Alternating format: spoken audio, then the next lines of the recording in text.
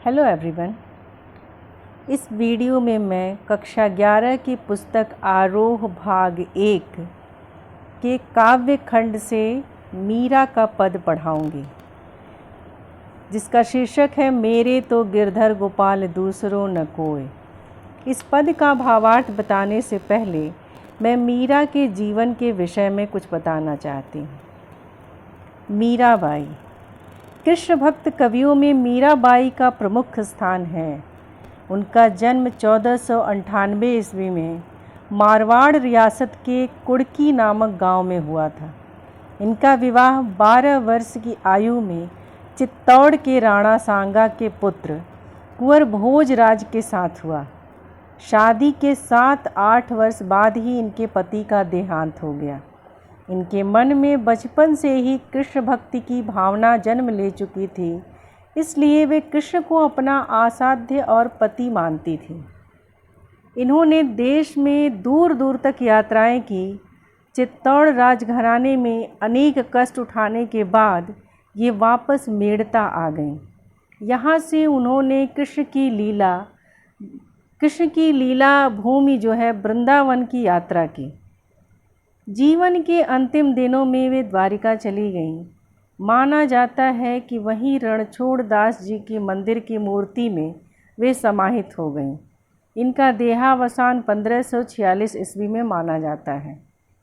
इनकी रचनाओं के विषय में कहा जाता है कि मीरा ने मुख्यतः स्फुट पदों की रचना की।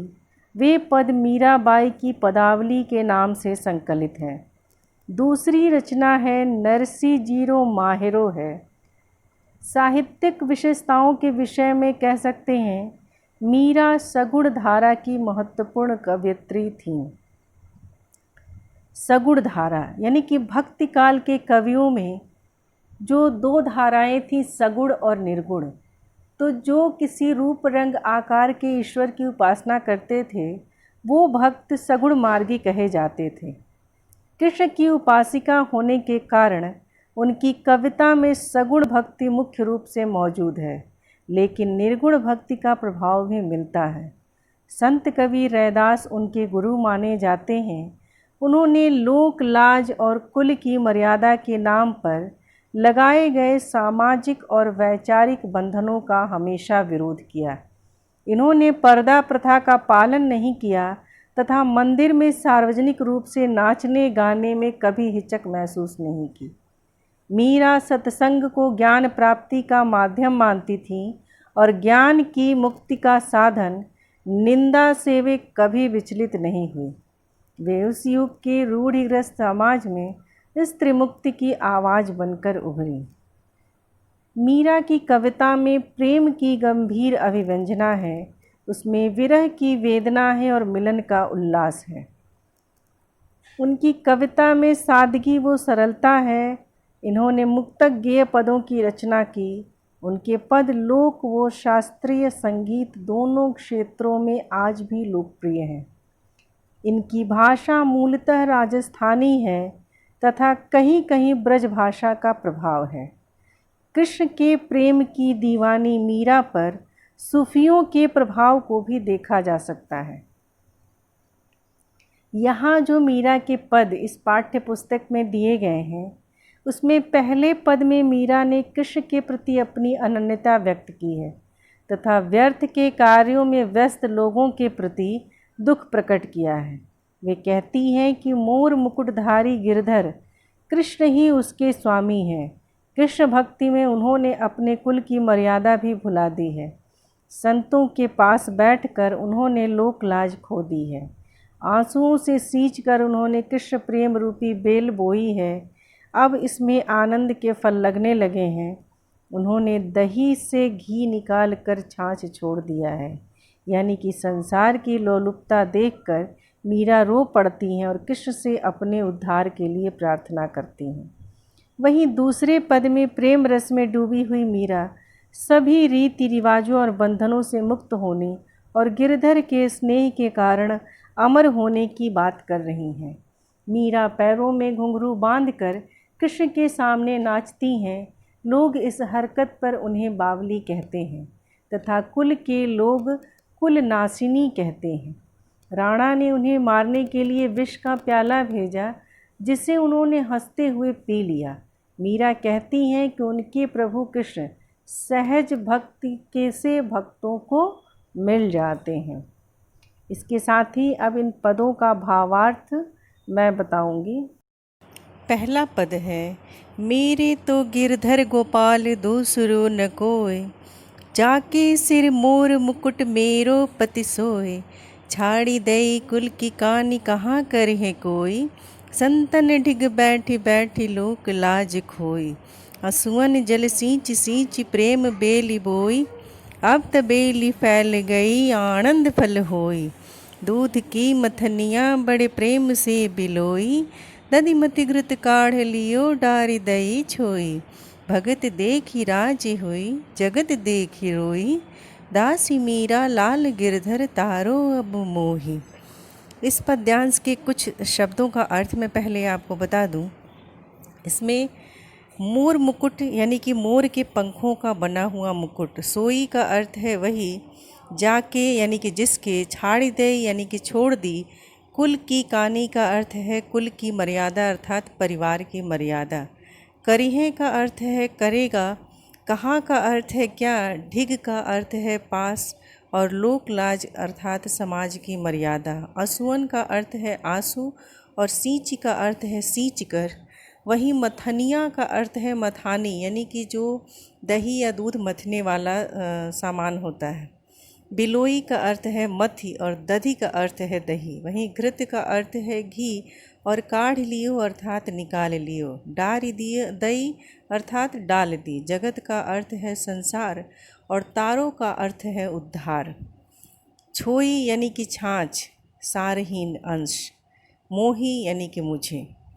इस पद में मीरा ने भगवान कृष्ण को पति के रूप में माना है तथा अपने उद्धार की प्रार्थना करती हैं। मीरा कहती हैं, मीराबाई कहती हैं कि मेरे तो गिरधर गोपाल दूसरो न कोय।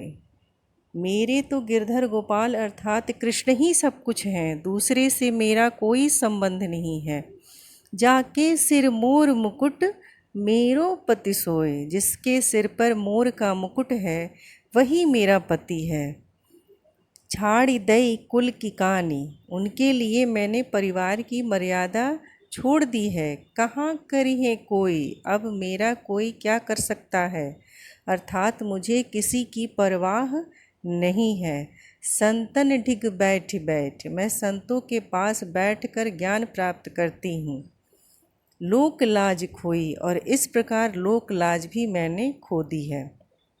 यानी कि लोक में जो औरतों की एक मर्यादा बनाई गई है पुरुषवादी सोच के अनुसार, उस मर्यादा को मैंने तोड़ दिया है। असुअन जल सींच सींच प्रेम बेली बोई, मैंने अपने आंसुओं के जल से सींच सींच कर कृष्ण के प्रेम की रूपी बेल को बोया है। अब तो बेल फैल गई आनंद फल होई, अब वह बेल फैल गई है और इस प्रकार आनंद रूपी फल लगने लगे हैं। अर्थात मैंने कृष्ण के प्रेम के विरह में जो आंसुएं बहाए हैं, उस आंसू से मैंने कृष्ण रूपी प्रेम की बेल को सींचा है। अब उनकी भक्ति रूपी आनंद का फल मुझे प्राप्त होने लगा है, क्योंकि वो बेल जो है अब फैल गई है। वे कहती हैं, दूध की मथनियाँ बड़े प्रेम से बिलोई, कि मैंने कृष्ण के प्रेम रूपी दूध को भक्ति रूपी मथानी से बड़े प्रेम से बिलोया है। दधि मथि घृत काढ़ लियो डारी दही छोई, मैंने दही से सार तत्व अर्थात घी को निकाल लिया है और छाछ रूपी सारहीन अंशों को छोड़ दिया है। इस उदाहरण के माध्यम से वो अपने प्रेम की, अपनी भक्ति की अभिव्यक्ति करना चाहती हैं कि उन्होंने कृष्ण के प्रेम रूपी दूध को मथ कर, उस दही को मथ कर उससे सार तत्व अर्थात उनकी भक्ति रूपी घी, मक्खन को मैंने प्राप्त कर लिया है और इस नश्वर संसार को, इस छाछ रूपी नश्वर संसार को, सारहीन संसार को मैंने त्याग दिया है। भगत देखी राजी हुई जगत देखी रोई, वे प्रभु के भक्त को देखकर बहुत प्रसन्न होती हैं और संसार के लोगों को मोह माया में लिप्त देखकर रोती हैं। वो इस बात को देखकर उन्हें कष्ट होता है कि संसार में जो लोग सांसारिक जीवन में जो लोग लिप्त हैं, उन्हें इस बात का ज्ञान नहीं कि ये सब कुछ नश्वर है और सच्चा अर्थ तो कृष्ण की भक्ति ही है। जीवन का सच्चा अर्थ कृष्ण की भक्ति में ही है। तो ये चीज़ संसार में लिप्त लोगों को देखकर उनकी आंखों से आंसू आ जाते हैं। दासी मीरा लाल गिरधर तारो अब मोही, वे स्वयं को गिरधर की दासी बताती हैं और अपने उद्धार के लिए प्रभु से प्रार्थना करती हैं। इस पद्यांश में मीरा कृष्ण के प्रेम के लिए परिवार व समाज की परवाह नहीं करती। मीरा कृष्ण के प्रति अनन्यता का समर्पण भाव व्यक्त हुआ है। मीरा का अनन्यता से तात्पर्य है कि कृष्ण के अलावा अन्य कोई उनका ईश्वर नहीं है। अनुप्रास अलंकार की छटा है पूरे पद्यांश में और बैठी बैठी सींच सींच में पुनरुक्ति प्रकाश अलंकार है।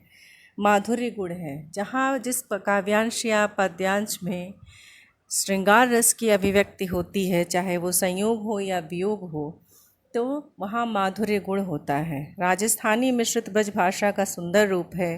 मोर मुकुट प्रेम बेली आनंद फल में रूपक अलंकार है। वहीं पूरे पद्यांश में संगीतात्मकता हो गया था। दूसरा पद है, पग घुंघरू बांध मीरा नाची, मैं तो मेरे नारायण सु आप ही हो गई साची। लोग कहे मीरा भई बावरी, न्यात कहे कुलनासी, विष का प्याला राणा भेजा, पीवत मीरा हासी। मीरा के प्रभु गिरधर नागर, सहज मिले अविनाशी। इस पद्यांश में पग का अर्थ है पैर और नारायण ईश्वर को कहा गया है, कृष्ण को कहा गया है। आप ही का अर्थ है स्वयं ही, साची का अर्थ है सच्ची, भई का अर्थ है होना और बावरी का मतलब पागल। न्यात का अर्थ परिवार के लोग, बिरादरी के लोग। कुल नासी यानी कि कुल का नाश करने वाली। विष अर्थात जहर। पीवत पीती हुई। हासी हंस दी। गिरधर यानी कि गिरी को धारण करने वाले अर्थात श्री कृष्ण। नागर का अर्थ है चतुर और अविनाशी का अर्थ है अमर। इस पद में मीरा ने श्री कृष्ण की प्रेम की अनन्यता वो सांसारिक तानों का वर्णन किया है कि उस कृष्ण की भक्ति में कैसे उन्हें संसार के साथ सामंजस्य बिठाने में समस्याएं आईं, कैसे कैसे कटाक्ष और व्यंग और तानों को सहना पड़ा उन्हें। पग घुंघरू बांध मीरा नाची, मीराबाई कहती हैं कि वह पैरों में घुंघरू बांधकर कृष्ण के समक्ष नाचने लगी हैं, यानी कि वो कृष्ण के प्रेम में इस तरह भाव विभोर हो गई हैं कि वो अब उन्हीं के इशारे पे चल रही हैं। मैं तो मेरे नारायण सु आप ही हो गई साची। इस कार्य से यह बात सच हो गई है कि मैं अपने कृष्ण की हूँ। मैं तो मेरे नारायण सु, मैं तो अपने नारायण की हूँ, आप ही हो गई साची, यानी कि मेरे इस कार्य के कारण यह बात जो है अब सत्य हो गई है, क्योंकि मैं उनके प्रेम में इस तरह से भाव विभोर हो जाती हूँ कि मैं भजन कीर्तन करते करते नृत्य करने लगती हूँ, अपने कृष्ण के प्रेम में मगन हूँ, मैं नाचने लगती हूँ। लोग कहे मीरा भई बावरी, न्यात कहे कुलनासी। उसके इस आचरण के कारण लोग उसे पागल कहते हैं, बावरी कहते हैं, और न्यात कहे कुलनासी अर्थात परिवार और बिरादरी वाले कहते हैं कि वह कुल का नाश करने वाली है। विष का प्याला राणा भेजा, पीवत मीरा हासी। मीरा विवाहिता है, उसका यह कार्य जो है वो कुल की मान मर्यादा के विरुद्ध है, इसलिए कृष्ण के प्रति उसके प्रेम के कारण राणा ने उसे मारने के लिए विष का प्याला भेजा। कृष्ण मीरा की भक्ति के कारण उनके कुल का समाज में जो है वो मान सम्मान घट रहा था, लोग उनके बारे में उल्टी सीधी बातें करते थे। इस कारण अपनी जो अपमान जो हो रहा था परिवार के लोगों का, उससे बचने के लिए उन्होंने मीरा को विष का प्याला भेजा, अर्थात उन्हें मारने का प्रयास किया। उस प्याले को मीरा विष का पीवत मीरा हासी, उस प्याले को मीरा ने हंसते हुए पी लिया। मीरा के प्रभु गिरधर नागर, सहज मिले अविनाशी। मीरा कहती हैं कि उसके प्रभु गिरधर बहुत चतुर हैं। मीरा के प्रभु गिरधर नागर मीरा के प्रभु जो गिरधर अर्थात श्री कृष्ण हैं वो बहुत चतुर हैं। सहज मिले अविनाशी, मुझे सहज ही उनके दर्शन सुलभ हो गए हैं। सहज मिले अविनाशी से मीराबाई ने जो कहा है, इससे का अर्थ यह है कि ईश्वर जो है वो सहज भाव की भक्ति से मिल जाता है। या सहज भाव की भक्ति के समर्थन में मीरा ने इस पंक्ति को कहा है कि किसी योग साधना वैराग्य की आवश्यकता नहीं होती ईश्वर को प्राप्त करने के लिए। वो बस सच्चे हृदय से प्रार्थना करने और सहज भाव की भक्ति से, यानी कि हृदय की सरलता और सहजता से ही ईश्वर की प्राप्ति हो जाती है। इस पूरे पद्यांश में कृष्ण के प्रति मीरा का अटूट प्रेम व्यक्त हुआ है। मीरा पर हुए अत्याचारों का आभास भी होता है और कहीं अनुप्रास अलंकार की छटा बहुत सुंदर दिख पड़ती है। पूरे पद्यांश में संगीतात्मकता है और यहाँ भी राजस्थानी मिश्रित ब्रजभाषा है और इस पद्यांश में भक्ति रस की अभिव्यक्ति हुई है। बावरी शब्द से बिंब उभरता है। बावरी शब्द से ये बिंब उतरता है कि कृष्ण राधा जो है वो कृष्ण के प्रेम में बिल्कुल बावरी हो गई हैं, पागल हो गई हैं। इसके साथ ही अब मैं इस पाठ के प्रश्नों का उत्तर बताऊंगी। पहला प्रश्न है, मीरा कृष्ण की उपासना किस रूप में करती हैं, वह रूप कैसा है? मीरा कृष्ण की उपासना पति के रूप में करती हैं। उनका रूप मन मोहने वाला है। वे पर्वत को धारण करने वाले हैं तथा उनके सिर पर मोर का मुकुट है। मीरा उन्हें अपना सर्वस्व मानती हैं, वह स्वयं को उनकी दासी मानती हैं। दूसरा प्रश्न है कि भाव वो शिल्प सौंदर्य स्पष्ट कीजिए, जिसमें क है, असुवन जल सींच सींच प्रेम बेली बोई, अब त बेली फैल गई आनंद फल होई। तो इसका भाव इस प्रकार होगा कि इस पद में भक्ति की चरम सीमा है। विरह के आंसुओं से मीरा ने कृष्ण प्रेम की बेल बोई है। अब यह बेल बड़ी हो गई है और आनंद रूपी फल मिलने लगा, यानी कि भक्ति रूपी आनंद का फल मिलने का समय आ गया है। शिल्प सौंदर्य में हम कह सकते हैं कि सींच सींच में पुनरुक्ति अलंकार है, पुनरुक्ति प्रकाश अलंकार है और सांग रूपक अलंकार है। प्रेम बेली आनंद फल आंसुअन जल। सांग रूपक अलंकार यानी कि इस रूपक में जिस उपमान से उपमेय की तुलना की जाती है, वहाँ वो तुलना जो होती है उसमें उपमेय और उपमान में कोई भेद नहीं होता। लेकिन जिस उपमान का प्रयोग रूपक अलंकार में किया जाता है, अगर उस उपमान के अंगों का प्रयोग किया जाता है, जैसे पेड़ है तो उसकी शाखाएं, फल, पत्तियां और फूल से तुलना की जाए तो वो सांग रूपक अलंकार कहलाता है। प्रेम बेल, आनंद फल और आंसुअन जल। इसके साथ ही इसमें राजस्थानी मिश्रित ब्रजभाषा है, अनुप्रास अलंकार है बेली बोई में और पूरे पद्यांश में संगीतात्मकता है। दूसरा है, दूध की मथनियाँ बड़े प्रेम से बिलोई, दधि मथि घृत काढ़ लियो डारी दई छुई।